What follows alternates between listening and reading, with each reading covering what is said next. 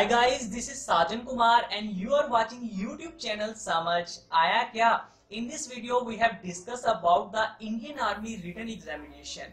I hope you will get all the answer if you have any query or any question about the Indian Army written examination. Okay, let's start. जी हाँ दोस्तों, नमस्कार, मैं हूँ साजन कुमार और आप देख रहे हैं YouTube चैनल समझ आया क्या।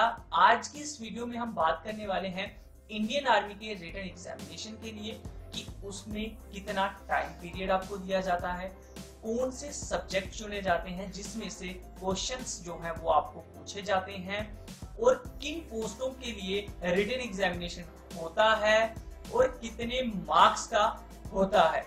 उसके साथ साथ हम बात करेंगे कि एनसीसी का जो सर्टिफिकेट होता है वो कौन से ग्रेड का अगर आपके पास है, A grade, B grade, C grade, तो उसकी रिलैक्सेशन जो है आपको मिल सकती है और कौन सी पोस्ट के लिए वो मिल सकती है, उस सब के बारे में हम चर्चा करेंगे इस वीडियो में।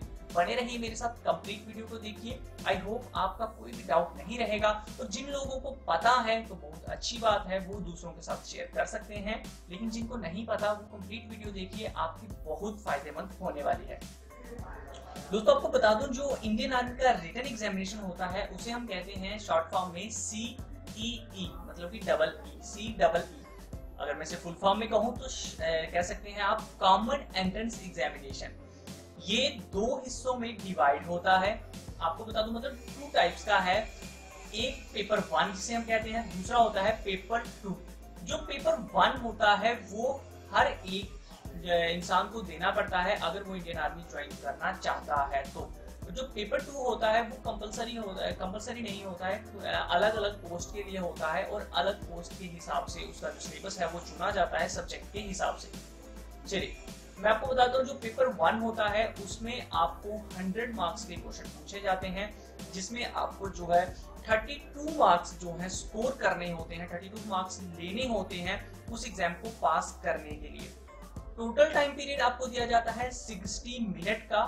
ठीक है, 60 मिनट के अंदर ये एग्जाम आपको क्लियर करना होता है। और इसमें जो क्वेश्चंस आते हैं वो किसके रिलेटेड होते हैं आपको बता दूं, जनरल नॉलेज के, IQ से रिलेटेड, न्यूमेरिकल एबिलिटी को चेक किया जाता है, आपकी जनरल अवेयरनेस आपको कितनी है। ठीक है, आपको करंट अफेयर्स के रिलेटेड क्वेश्चन इसमें जो है वो पूछे जाते हैं। अब मैं बात करता हूँ बाकी पोस्टों के लिए। जो पेपर 2 है, जो अलग अलग पोस्ट के लिए होता है, जो आपको मतलब तैयारी करनी होती है। जैसे कि आप अगर सोल्जर नर्सिंग के लिए, असिस्टेंट नर्सिंग के लिए अप्लाई करते हैं तो उसके लिए भी एग्जाम होता है paper 2।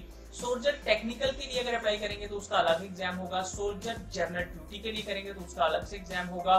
Soldier clerk store keeper के लिए करेंगे तो उसका भी एग्जाम होगा। और ये एग्जाम आपको देना पड़ता है अलग अलग पोस्टों के लिए। मतलब इन पोस्टों के लिए अगर आप अप्लाई करते हैं तो आपको ये एग्जाम जो है देना पड़ता है। फिर से बता दूं, soldier technical, soldier clerk store keeper, soldier general duty के लिए, तो सोल्जर असिस्टेंट नर्सिंग के लिए। चलिए अब मैं बताता हूँ आपको अलग अलग टाइप्स के एग्जाम, मतलब कि अगर आप क्लर्क या स्टोर कीपर अलग अलग पोस्टों के लिए अप्लाई करते हैं तो किस तरह का एग्जाम आता है और किस तरह का सब्जेक्ट होता है। अगर आप अप्लाई करते हैं सोल्जर टेक्निकल के लिए तो आपको बता दूं, जो आपका एग्जाम होगा वो कौन से सब्जेक्ट में से चुना जाएगा, किस सब्जेक्ट में से आपके ज्यादा क्वेश्चन जो आते हैं वो है PCM, यानी कि फिजिक्स, केमिस्ट्री, मैथ। इन तीनों सब्जेक्टों में से आपको क्वेश्चन जो है वो पूछे जाते हैं और इसका जो टाइम पीरियड होता है वो होता है 30 मिनट का, जिसमें आपको 50 मार्क्स के क्वेश्चन पूछे जाते हैं और आपको 16 नंबर यानी कि 16 मार्क्स जो है वो स्कोर करने पड़ते हैं इस एग्जाम को क्लियर करने के लिए। दोस्तों अब हम बात करते हैं दूसरी post, soldier clerk store keeper के लिए अगर आप अप्लाई करते हैं जिसमें GD भी आ जाती है, तो उसमें आपकी जो क्वेश्चंस होते हैं आपको बता दूं 50 मार्क्स के आपको क्वेश्चन आएंगे, जिसमें से आपको नंबर जो है मार्क्स स्कोर करने होते हैं वो सिर्फ करने होते हैं 20 मार्क्स। ठीक है, 20 मार्क्स आप स्कोर करेंगे तो आप ये एग्जामिनेशन पास कर सकते हैं। आपको इसमें टाइम पीरियड दिया जाता है 30 मिनट का, यानी कि 30 मिनट का ही आपको इसमें टाइम पीरियड दिया जाता है। जो आपका सिलेबस होता है, सब्जेक्ट होते हैं, इसमें जो क्वेश्चन पूछे जाते हैं वो पूछे जाते हैं इंग्लिश और मैथ के बेसिस पे आपको जो है क्वेश्चंस जो है आते हैं और आपकी लैंग्वेज जो है वो प्रोफिशिएंसी होती है उसको भी चेक किया जाता है। अब हम बात करते हैं तीसरी पोस्ट के लिए, जो आती है सोल्जर नर्सिंग असिस्टेंट के लिए। अगर आप सोल्जर नर्सिंग असिस्टेंट के लिए अप्लाई करते हैं तो आपको बता दूं, उसमें दोस्तों आपको जो है जो आपका सिलेबस होता है उसमें आता है जो सब्जेक्ट जो उन्होंने चुने होते हैं वो होता है एक बायोलॉजी, दूसरा होता है केमिस्ट्री और तीसरा होता है बोटेनी।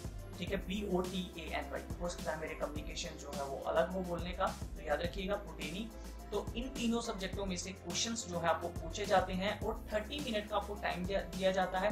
50 मार्क्स का क्वेश्चन 50 मार्क्स के क्वेश्चंस होते हैं और जिसमें से आपको 16 मार्क्स जो है वो स्कोर करने होते हैं इस एग्जामिनेशन को क्लियर करने के लिए। तो अब एनसीसी की बात कर लेते हैं कि एनसीसी सर्टिफिकेट का रिलैक्सेशन कहाँ मिल जाती है। दोस्तों एनसीसी सर्टिफिकेट में आपको रिलैक्सेशन मिलेगी जीडी के लिए। अगर आपने सोल्जर जीडी के लिए अप्लाई किया हुआ है और आपके पास एनसीसी सी का सर्टिफिकेट है, सी ग्रेड का सर्टिफिकेट है, तो आपका जो रिटन एग्जामिनेशन है उसको माफ कर दिया जाता है, वो आपको नहीं देना पड़ता है। सिर्फ रूल्स एंड गाइड को आपको फॉलो करना पड़ता है, उसे आप एक बार खुद भी रीड कर सकते हैं।